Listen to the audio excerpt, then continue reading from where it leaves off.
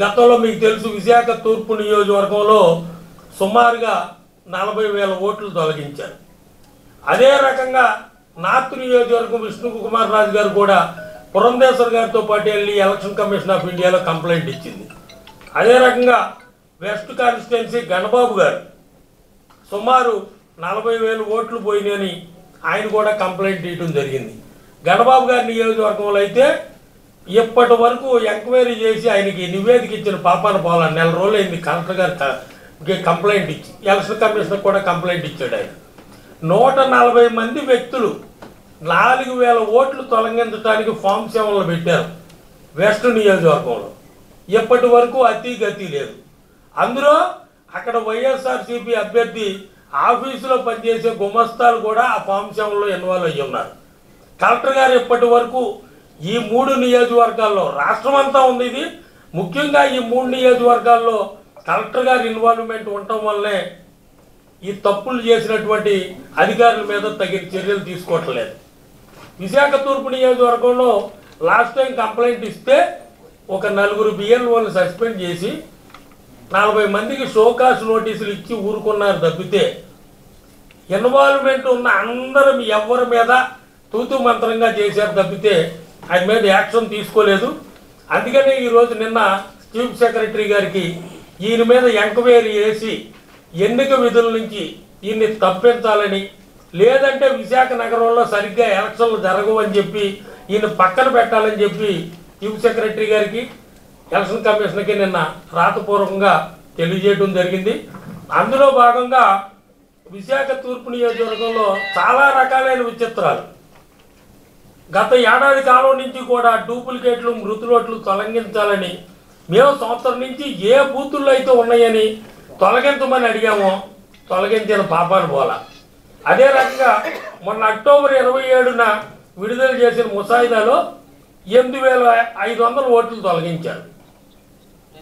ఇప్పుడు మొన్న నెల 2 నెలల క్రితం శ్యామలరావు మీటింగ్ పెడితే మా కళ్ళెదురుగుండానే వైఎస్ఆర్సీపీ వాళ్ళు వచ్చి ఒక పెన్ డ్రైవ్ ఇచ్చారు. 30,000 ఓట్లు ఇచ్చారు తూర్పు నియోజకవర్గంలో దొంగ ఓట్లు ఉన్నాయని.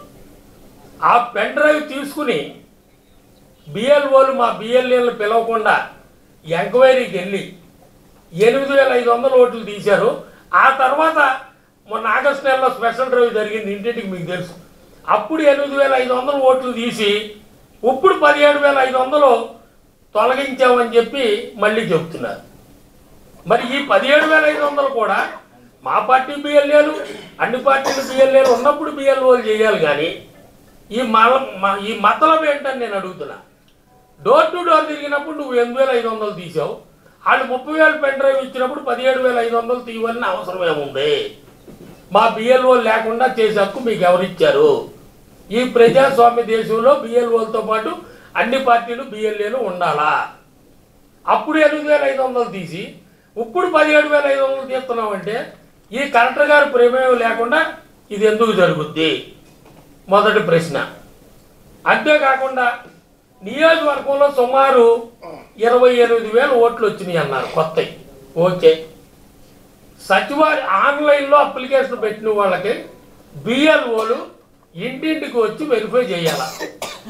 అలా వెరిఫై చేయకుండా వాళ్ళు ఫోన్లు చేసి సంబంధిత సచివాలయం దగ్గరికి కాపీలు తెమ్మంటున్నారు, ప్రూఫ్లు, రెసిడెంట్ ప్రూఫ్లు అయ్యి. సచివాలయ సిబ్బంది ఇంటింటికి వెళ్ళాలా? ఎప్పుడైనా సరే ఎన్నికల్లో గతంలో విఆర్ఓలు కానీ దానికి స్పెషల్ స్టాఫ్ ఉండేవారు డోర్ టు డోర్ వెరిఫికేషన్లకి. ఆశా వర్కర్లు కానీ డ్వాక్రా సంఘాల నుంచి వచ్చి పార్టీలకు అతీతంగా చేసేవాడు. వీళ్ళకి తెలియదు ఎలక్షన్ ప్రక్రియ, వీళ్ళు పెట్టొద్దని చెప్పినా సరే వినకుండా ఈ సచివాలయ సిబ్బందిని పెట్టారు. వాళ్ళకి తెలియదు. ఇంటింటికి వెళ్ళమని ఎన్నోసార్లు జాయింట్ కలెక్టర్ గారికి ఫోన్ కూడా చేసి చెప్పాను నేను. ఇప్పుడు ఆయన ట్రాన్స్ఫర్ అయిపోయారు. సార్ ఇంటింటికి బిఎల్ఓలు వెళ్ళట్లేదు వెరిఫికేషన్కి, ఆఫీసుకు రమ్మంటున్నారు. దానివల్ల వాళ్ళ దగ్గరికి మనం వెళ్ళలేదు ఏంటని చెప్పి వెరిఫికేషన్కి వెళ్ళకపోవటం వల్ల కొంతమంది ఓట్లు రావట్లా. 15-20 సంవత్సరాల నుంచి 4-5 ఎన్నికల్లో ఓట్లు వేసిన వాళ్ళకి ఓట్లు లేవు.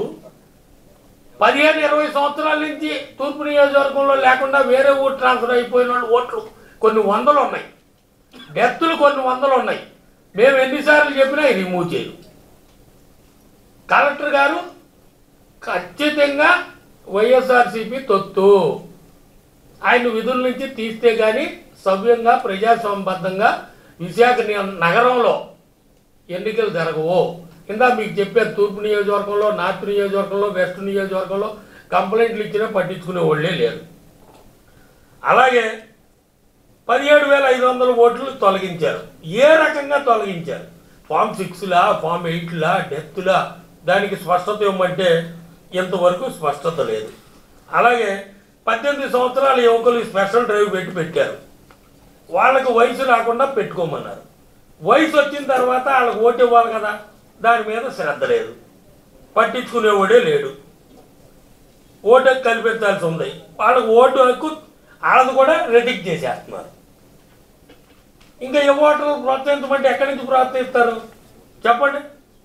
డిసెంబరు, జనవరి, ఫిబ్రవరి 3 నెలల్లో 18 సంవత్సరాలు నిండుతున్న వారికి ఓటు హక్కు ఇవ్వకుండా వారి దరఖాస్తును తిరస్కరించడం ఇక్కడ విశేషం. యువ ఓటర్లు రమ్మంటే ఎలాగొస్తారు? వయసు వచ్చే వరకు బిఎల్ఓ లాగిన్లో ఇటు నుంచి వారికి అర్హత రాగానే ఆమోదం తెలియజేయాల్సిన అవసరం ఉంది. అలా చేయట్లేదు. ఇంకా విశేషం ఏంటంటే పోయిన సంవత్సరం ఆగస్టు, సెప్టెంబర్లో పెట్టిన ఓట్లు కూడా ఎప్పటికీ యాక్సెప్ట్ చేయలేదు. ఇంకా సబ్మిట్లోనే ఉన్నాయి. వాళ్ళు జనవరి 5 వరకల్లా అయిపోవాలి రూల్ ప్రకారం. వాళ్ళు జనవరి 5 వరకు చేసిన వాళ్ళందరికీ ఓటేవాలి. ఇప్పటికీ వాళ్ళందరూ సబ్మిట్లోనే ఉండిపోయింది. ఇప్పటికీ సబ్మిట్లోనే ఉండిపోయింది. పోయిన సంవత్సరం ఆగస్టులో పెట్టిన ఓట్లు. అలాగే తుది జాబితా బూతుల వారీగా పరిష్కరిస్తే సుమారు 2,500 కొత్త ఓట్లు తిరస్కరించారు. ఎందుకు తిరస్కరించారో మాకు సమాధానం చెప్పరు.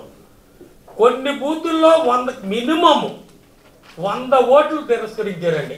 కనీసం 282 బూతుల్లో ఒక 40-50 బూతుల్లో 50 నుంచి 100 ఓట్లు తిరస్కరించారు. ఎందుకు రిజెక్ట్ చేశారో కూడా తెలియని పరిస్థితి. ప్రతి బూత్లో కూడా ఆ రోజు బిఎల్ఓలు, బిఎల్ఏలు తిరిగినప్పుడు డెత్తులు రాసుకున్నారు. డెత్ సర్టిఫికేట్లు ఉండవు చాలామందికి. ఆ ఇంటి పక్కన ఈ ఇంటి పక్కన ఎంక్వైరీ చేసి పంచనామా చేసి అవి డిలీట్ చెయ్యాలి. జాయింట్ కలెక్టర్ గారు కూడా 2-3 సార్లు చెప్పారు, డైరెక్షన్ ఇచ్చారు. కానీ ఆ డెత్ సర్టిఫికేట్, ఆ డెత్తులు తీయలేదు, ఆ డబుల్ ఎంట్రీలు తీయలేదు. ఉదాహరణకు మీకు బూత్ నెంబర్ 6 36 మంది డెత్ ఓట్లు ఉన్నాయండి ఒక్క దగ్గరే. అదిగో ఆయన ఓటే 36 ఒకే బూత్లో ఉన్నాయి, ఒక వార్డులో తీలా. గతంలో పెద్దాలపేటలో 160, 161, 162 బూతుల్లో కనీసం 200-300 పైన డెత్తులు తీయలేదని సంవత్సరం కాలంగా ఢిల్లీ నుంచి కలెక్టర్ దాకా వయా అమరావతి మీదుగా ఎన్నికల అధికారులని కలెక్టర్కి చెప్పిన ఆ బూతుల్లో కూడా ఇప్పటి వరకు డెత్తులు తీయలేదు. అదే రకంగా అన్ని వార్డుల్లో అదే పరిస్థితి. కొత్తగా దరఖాస్తు చేసుకున్న ఓట్లు 2 ఓట్లు వచ్చినాయండి. వాళ్ళ ఎంక్వైరీ అంత బాగుంది. ఇదిగోండి కొత్త ఓట్లోనండి, పాత ఓట్లు డబుల్ వచ్చిన కొత్తలో డబుల్ ఎంట్రీలు వచ్చినాయి. యాక్సెప్ట్ చేసినట్లే ఎడిషన్ లో డబుల్ ఓట్లు. ఒకరికి ఒక ఇంట్లో 2 బూతుల్లో ఓట్లు ఉన్నాయి. పోనీ ఒకే పోలింగ్ స్టేషన్లో 2 బూతుల్లో ఉన్నా పర్వాలేదు.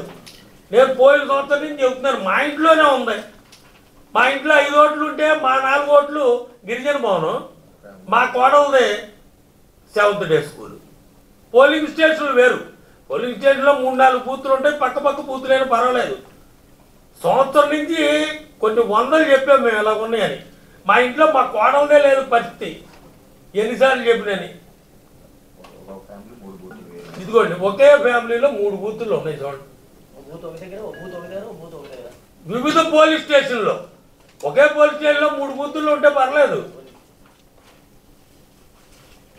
వేరు పోలింగ్ స్టేషన్లో వేరు బూతుల్లో ఉన్నాయి. ఎన్నిసార్లు చెప్పినా కలెక్టర్ గారి దృష్టి తెచ్చినా ఆయనకు అనుకూలంగా మాట్లాడతాడు తప్పితే ఇది తప్పు అని ఏ రోజు ఒప్పుకోడు. కన్నబాబు గారు, నేను విష్ణుకుమార్ రాజు గారు ఎన్నిసార్లు శ్యామలరావు గారు ఉన్నప్పుడు మీటింగ్కి వెళ్ళాం, చెప్పాం, ఎన్ని లెటర్లు పెట్టినా నిమ్మక నీరెత్తని పరిస్థితి. అలాగే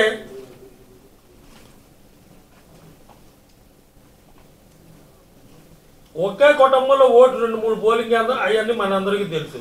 ఇంకపోతే విచిత్రం ఏంటంటే 2 ఓట్లు ఉన్నాయని చెప్పి ఒక అతనికి లెటర్ పంపించారండి. అతను పాపం ఒక రిజెక్ట్ చేయమని పెట్టాడు, 2 రిజెక్ట్ చేసి పార్లోచారు. ఇదిగోండి డిలీట్ ఎల్లో మార్క్ చేసి పెట్టాం మేడం. ఇదిగోండి రెండోది. ఇలా ఒక్కోటి చూపిస్తా మీకు, కట్టలు ఉన్నాయి. ఇదిగోండి పాపం ఒకటి తీసేయమంటే 2 తీసేశాడు. ఈ కుర్రోడు నిజాయితీగా చెప్పిన పాపానికి పేరు కూడా అబ్దుల్ వాజుద్దీన్, 2 తీసేశారు. ఇది మీరు బహుశా నేను కూడా వినలేదు, మీరు కూడా ఇన్ని ఉండకపోవచ్చు. ఒక ఓటర్ కార్డు నెంబర్ మీద వేరు బూతుల్లో 2 ఓట్లు ఉన్నాయండి. ఎపిక్ నెంబరు డూప్లికేట్ ఓటు వచ్చినా ఎపిక్ నెంబర్ ఒకటే ఉంటుంది. 2 బూతుల్లో 2 ఓట్లు ఉంటే 2 ఎపిక్ నెంబర్లు వచ్చినాయండి. ఎక్కడా లేదు, నేను ఇదే మొదలు పెట్టాం. డూప్లికేట్ ఓట్లు ఉన్నా కార్డు ఎపిక్ నెంబర్ ఒకటే ఉంటుంది.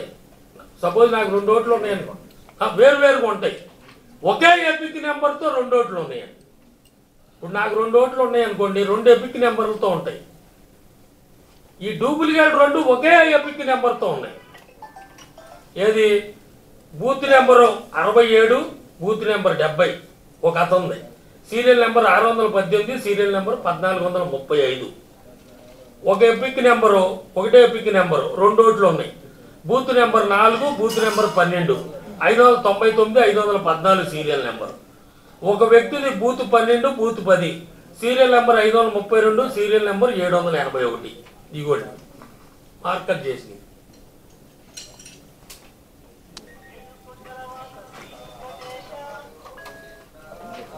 ఇదిగోండి అర్థం ఇక్కడ. అసలు ఒక పేజీలో చూడండి ఎన్ని డిలీషన్లు ఉన్నాయో. ఇదిగోండి మార్కర్ చేసింది, అది 2 ఎపిక్ నెంబర్తో